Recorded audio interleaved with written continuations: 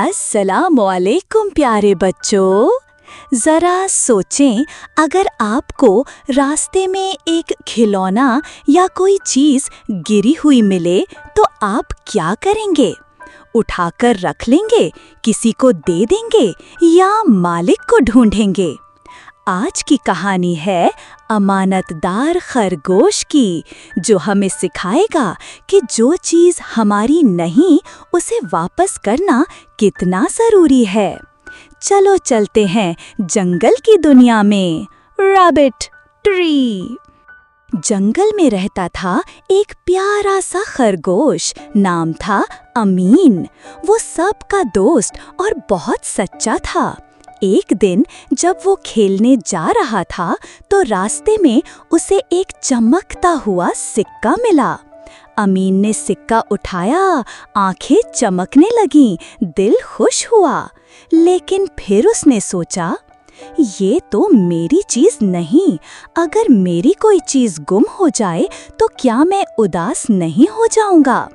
अमीन सिक्का लेकर जंगल के चौक पर खड़ा हो गया और आवाज लगाने लगा, क्या किसी का सिक्का गुम हुआ है? ये देखें, मेरे पास है। कई जानवर आए, मगर सबने कहा, ये हमारा नहीं। फिर एक नन्हा सा कछुआ आया, आंखों में आंसू, बोला, मेरा ही सिक्का था। ये मेरे बाबा ने मुझे ईदी दी थी, खेलते हुए गिर गया था।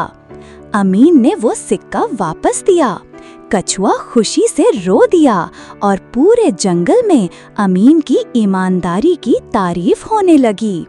प्यारे बच्चों, यही होती है अमानत। जो चीज़ आपकी नहीं, उस पर कब्जा करना गलत है।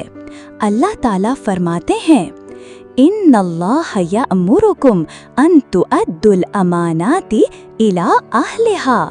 सूरतुन निसा आया 58। बेशक अल्लाह आपको हुक्म देता है कि अमानतें उनके अहल तक पहुंचाओ। अब आप बताएं बच्चों, अगर आपको कोई चीज़ गिरी हुई मिले तो आप क्या करेंगे? कमेंट में जवाब दें और बताएं कि आपको कहानी की सबसे अच्छी बात क्या लगी।